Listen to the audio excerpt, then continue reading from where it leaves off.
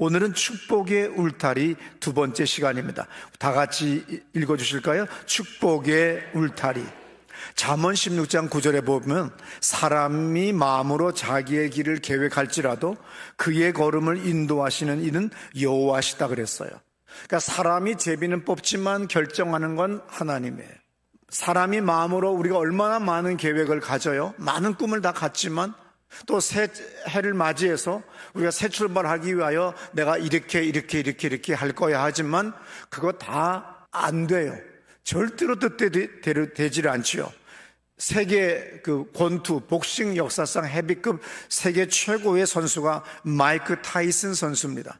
이 사람이 이렇게 얘기했어요. 누구나 그럴싸한 계획을 갖고 있다. 처맞기 전까지는. 내가 요렇게 상대가 이거 장점이 있으니까 내가 요렇게 해서 내가 요렇게 이길 거야. 그거 다 헛소리라는 거예요. 근데 몇 대 얻어 쳐맞으면 정신없는 거예요. 그래서 여러분들이 하나님께 처맞거나 아니면 귀신들한테 처맞기 전까지는 꿈들이 커요. 아주 많아요. 그런데 다 쓸데없다는 얘기죠. 로버트 번스가 이런 말을 했어요. 다 같이 읽습니다. 사람과 생쥐의 가장 잘 짜인 계획도 어긋나기 마련이다. 예, 아까도 말씀드렸습니다만 새해를 맞이하여 우리가 여러 가지 계획을 가지고 나가지만 예상치 못한 사건들이 생겨요. 그래서 아가서 2장 15절에도 우리의 포도원을 퍼는 작은 여우를 잡아라. 오늘 새롭게 새 출발하는 신혼부부, 또 다음 주에 새롭게 출발하는 신혼부부들 얼마나 꿈들이 많아요. 그거 다 개꿈이에요. 하나님 앞에 꿇어 엎드려야 돼요. 그리고서 살아야 돼요. 그렇지 않으면 소용없어요. 지난 주간의 축복의 울타리 첫 번째 시간이 식사도 예배다. 왜냐하면 바벨론 포로가 돼가지고 성전이 회파됐어요. 드릴 기구도 없고 드릴 도구도 없고 드릴 장소도 없고 드릴 재물도 없어요. 그랬을 때 이 유대인들은 그럼 우리는 어떻게 해야 되나 그랬을 때 여러분들이 성경 구약 성경을 읽으면 성전이 계속 나와요. 그러다가 신약에 보니까 베란간 회당에서 예수님은 말씀을 가르쳤다. 회당에서 회당장이 회개했다. 다 회당이 나와. 그러면 성전과 회당 사이에 뭐야 이게 도대체? 이거를 알지를 못하면은 여러분들은 성경을 올바로 이해를 못합니다. 아무쪼록 그 당시 세계 최고의 대제국이 100몇십 년 전까지는 아시리아라고 하는 나라가 있었는데 아시리아가 북이스라엘을 멸망시켜버렸어요. 완전히 초토화시켜버리고 다 이주시켜버렸어요. 나중에 새로운 제국이 바벨론 제국, 지금의 이란 쪽에서 바벨론 제국이 나와가지고 남유다를 멸망시킬 때 너무 극렬하게 대적을 했기 때문에 왕의 두 눈을 뽑아가지고 쇠사슬로 묶어서 끌고 갔어요. 그리고 성전은 아주 가루를 만들어 버렸어요. 그리고 또 다시 세월이 흘러서 스룹바벨이 솔로몬의 성전을 다시 건축했지만 AD 70년에 로마 제국의 통치하에 있을 때 로마의 티토 장군이 예루살렘을 예수님께서 말씀하셨듯이 돌 위에 돌 하나 남기지 않겠다고 하는 그 말씀대로 완전히 가루가 돼가지고 성전이 사라져요. 이때 머리가 명석한 유대인들은 그럼 지금까지 우리의 하나님께 제사 드리던 장소도 없어졌고 건물도 없다, 공간도 없다. 우리 모든 인간들은 공간, 땅 이것을 아주 중요시합니다. 그런데 이 공간과 땅이 없으니 우리는 어떻게 살아야 될까? 어떻게 예배를 드려야 될까? 그래서 식탁이 곧 제단이다. 우리의 식사가 곧 예배다. 이렇게 돼버렸어요. 그러면서 안식일 예배를 우리가 온전히 드릴 때에 하나님의 복을 받을 수가 있는데 우리가 안식일을 거역했다. 창세기 때부터 출애굽 그리고 성경 전체에 계속해서 하나님은 안식일을 거룩히 지키라고 했는데 이게 또 다시 나중에 보면 신약에 와서는 오늘날 와서는 주일이다 이거야. 이런 것들을 우리가 개념 정립이 안 돼 버리면 성경이 이해가 안 되는 거죠. 아브라함 헤셀이 이런 말을 했어요. 잘 들어보세요. 유대교는 성스러움의 관념이 공간에서 시간으로, 자연의 영역에서 역사의 영역으로, 물체에서 사건들로 서서히 자리를 옮겼다. 예, 유대교는 이렇게 성스러움의 관념이, 어떤 성스럽다 하는 그 성의 관념이 공간에서, 어떤 건물에서 시간으로 바뀌었고, 자연의 영역에서 역사의 영역으로 바뀌었고, 물체에서 사건들로 서서히 자리를 옮겼다. 그래서 안식일에 대해서 새로운 재해석을 하는 거예요. 그러면서 아브라함 헤셀은 이렇게 얘기해요. 유대인들은 하나님의 날을 하나님의 집보다 더 중요하게 여겼다. 그러니까 하나님의 날은 뭐예요? 우리 시간을 얘기하잖아요. 이 시간은 영원 무궁한 거잖아요. 그래서 그 시간, 영원 무궁한 그 시간을 중에서 한 날을 정해. 이 날은 안식일이야. 하나님이 또한 이 날은 안식하셨어. 그래서 우리가 이것을 안식일로 정하자. 그래서 그 전까지는 제사를 어느 특정한 공간인 성전에서 제물을 드렸지만 이제는 우리는 이제 공간이 아니라 시간으로 들어와서 우리가 한 날을 정해서 하나님께 예배를 드리자. 그래서 출애굽기 20장 24절에 보게 되면 이런 말씀이 있죠. 내게 토단을 쌓고 그 위에 내 양과 소로 내 번제와 화목제를 드리라. 예, 신성함은 특정한 장소에 매이지 않는다는 인식이 회당의 발생을 가능하게 했어요. 그래서 기도의 시간은 고정되어 있지만 기도 장소는 고정되어 있지 않다. 나는 날마다 아침마다 기도할 거야. 자기 전에 기도할 거야. 나는 오후 3시 기도할 거야. 나는 아침 11시 기도를 할 거야. 이건 정해져 있어요. 그러나 기도의 장소는 정해져 있지 않지요. 내가 언제 어디서나 주의 이름을 부르면 되는 거니까 믿으시기 바랍니다. 그래서 안식일이 주일날이 됐고 예배드리는 것이 안식일을 거룩하게 지키는 것이 됐어요. 공간과 장소를 넘어서 시간 중 특정한 날을 거룩한 날로 만드는 거죠. 그래서 존 메가더 목사님은 간증하시기를 예배의 천사가 계속해서 자기를 쫓아다니는 것 같이 예배를 드리라는 거예요. 그래서 감동을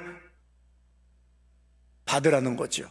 예배의 천사가, 우리는 나의 힘이, 나의 잠재력이 어떤 개발을 하면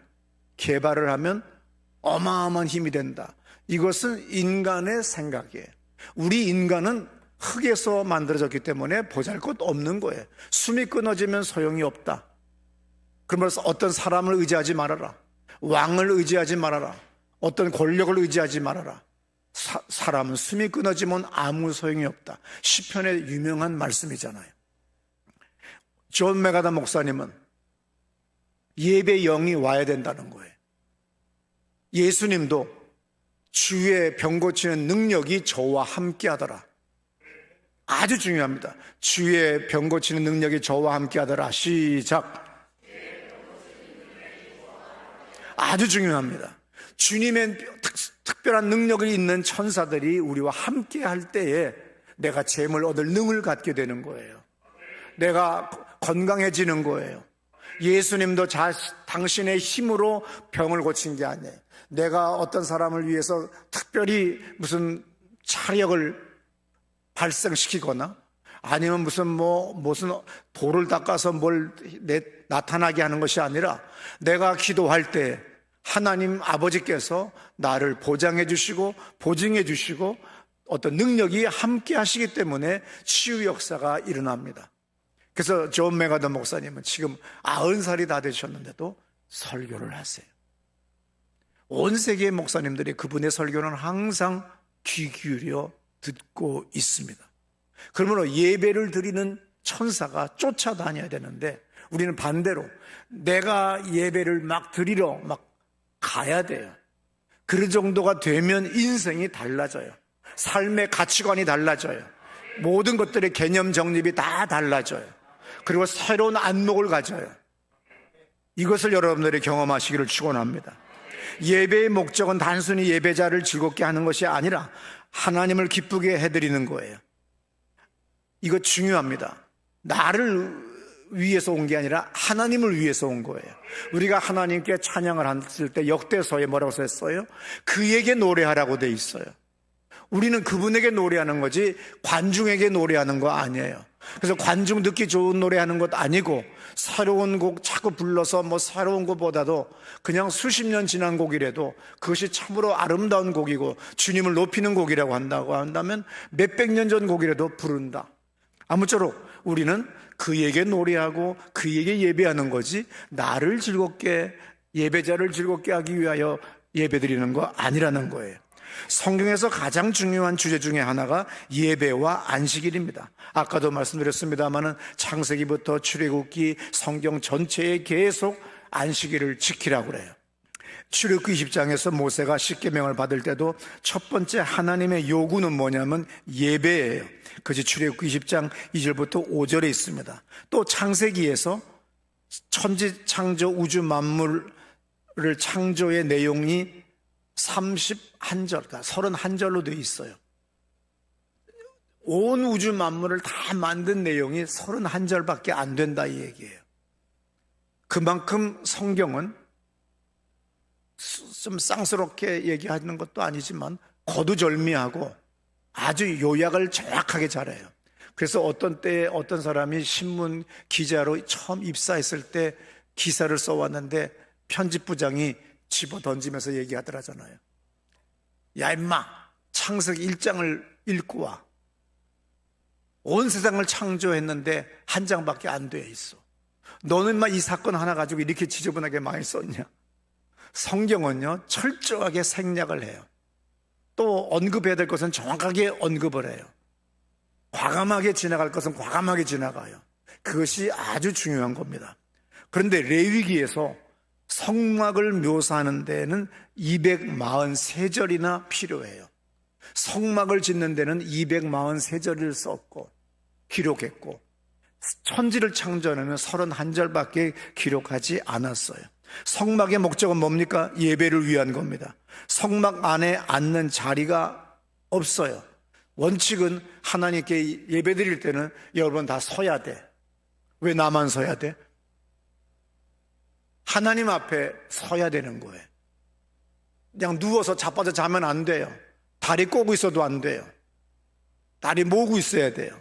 아주 중요한 겁니다. 왜냐하면 여러분이 오늘 이따 사표 쓸 거나 내일 사표 쓸 사람은요, 사장이 들어오든 부장이 들어오든 다 이러고 있어요. 그러다가 사표 안 쓸 사람은 누가 들어오기만 하면 벌떡벌떡 다 일어나요. 똑같아요. 하나님 앞에는 다 일어서요. 그리고 예배 드리는 거죠. 백성들은 위로받거나 보살핌을 받거나 즐거움을 위해서 가지 않아요. 이것은 2차적인 문제고 1차적인 목적은 하나님을 섬기러 가는 거죠. 성막은 12지파의 진영의 중심에 있어요. 그리고 제사장들과 레위인들의 삶의 중심이 다 예배예요. 모든 배치, 모든 것들 하나하나가 다 성막을 중심으로 예배를 중심으로 배치되어 있고 진열되어 있고 장식되어 있다는 얘기죠. 율법의 핵심은 레위기 1장부터 7장에 써 있어요. 여기 1장부터 7장에 기록된 제사 의식의 목록이 나오는데 5개의 제사, 번제, 소제, 화목제, 속죄제, 속건제 5대 제사가 레위기 1장부터 5장에 나와요. 우리는 레위기를 읽으면 정말 너무나도 몸이 간지러워지고 그냥 괴로워요. 똑같은 말이 왜 똑같은 단어가 계속 나오느냐, 똑같은 문장이 계속 나오느냐, 중요하기 때문에. 그렇기 때문에 우리는 도리어 더 이때는 정신을 바짝 차리고 읽어야 됩니다. 레위기에 기록된 첫 번째 제사는 번제입니다. 번제는 가장 중요한 예배입니다. 제물은 제사장이나 섬기는 사람을 위해 조금도 남겨놓으면 안 되고 모두 다 드리라고 하는 내용이 거기 써 있어요. 모두 다 드려라. 하나님께 예배 드릴 때 바쁘다고 하는 핑계 대지 말고 다 나와라. 그리고 다 드려라. 제일 중요한 거, 출애굽기 30장 34절부터 36절에는 예배 의식의 도구를 만드는 법이 기록되어 있어요. 잘 들어보세요.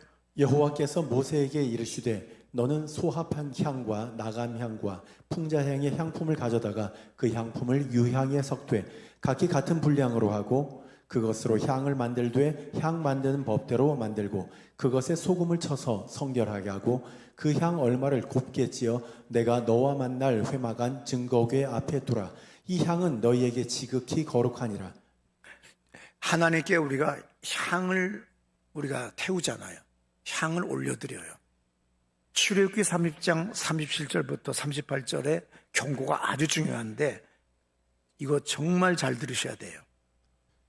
내가 여호와를 위하여 만들 향은 거룩한 것이니 너희를 위하여는 그 방법대로 만들지 말라. 냄새를 맡으려고 이 같은 것을 만드는 모든 자는 그 백성 중에서 끊어지리라. 예, 향은 성경에서 예배를 상징합니다. 그때 이 향을 피워야 돼요. 그리고 향을 만들어야 되겠죠. 근데 너희를 위해 만들지 말고 나를 위해 만들려고 그랬어요. 그런데 오늘날 많은 사람들은 신앙이 변질돼요. 그 시대도 똑같이 신앙 변질돼요. 향을 너희를 위하여 맡지 마라. 아이고, 냄새를 맡아봤더니 완전히 구역질이 우악 나고 그냥 알러지 반응 날짜로 막 재채기를 해붙이는 거야. 아우, 안 되겠어. 향을 우리를 위하여 만들자. 그래가지고서 자기들 위해서 가감을 했어요. 가감을 하는 바람에 어떤 일이 벌어졌습니까? 망해서 빌어먹었죠. 그 자리에서 불이 내려 죽었다고 하는 유명한 말씀이 있습니다. 이건 얼마나 중요한지 몰라요. 너희들을 위하여 만들지 말라. 내 코를 즐겁게 하지 말라 이랬어요. 그래서 로마서 1장 21절에 하나님을 알되 하나님을 영화롭게도 안 하고 감사도 안 하고 오히려 그 생각이 허망해지고 미련해지는 거예요. 고린도후서 2장 15절에 우리는 구원 얻은 자들에게나 망하는 자들에게나 하나님 앞에서 그리스도의 향기가 돼야 돼요. 잘못된 향을 사용하면 구약에서는 죽었어요.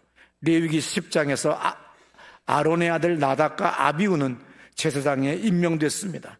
어릴 때부터 많은 훈련을 받아왔습니다. 드디어 제사장이 되어서 첫 번째 예배를 드립니다.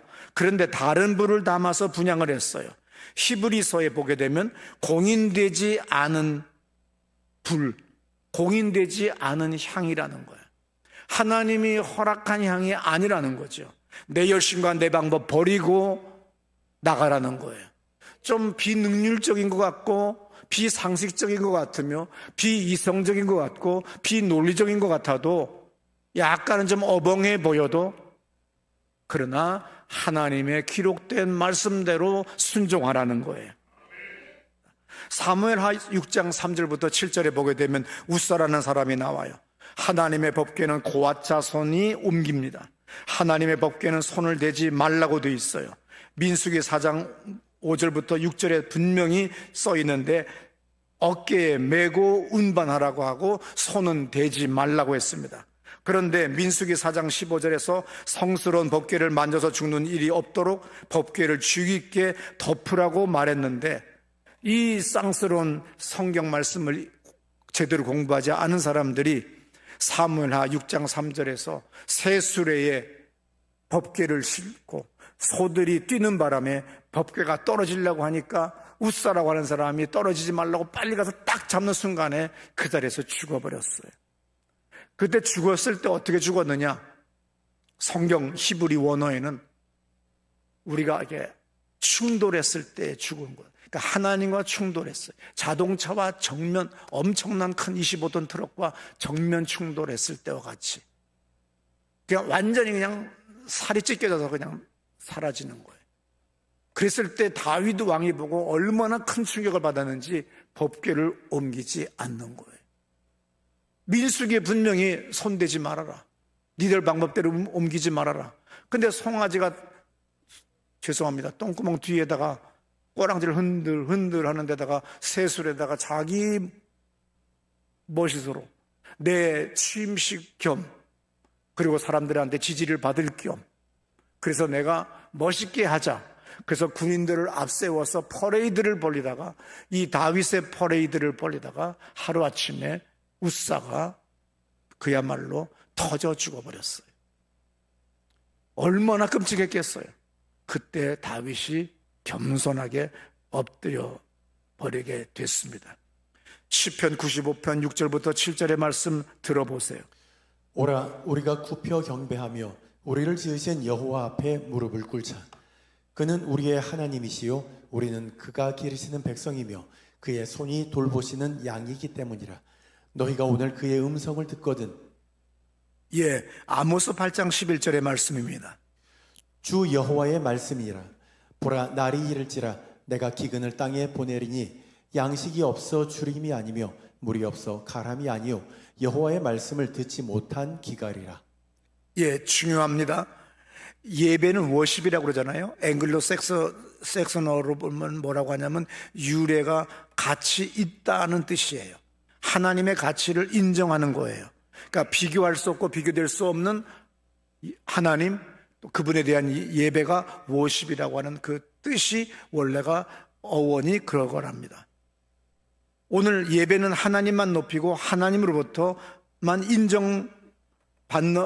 받아야 되는데 사람들은 자꾸 하나님으로부터 인정받으려고 안 하고 사람으로부터, 목사로부터, 교인들로부터 찬사와 갈채를 받으려고 하니까 이게 시험이 들게 되고 점점 망가지는 거예요.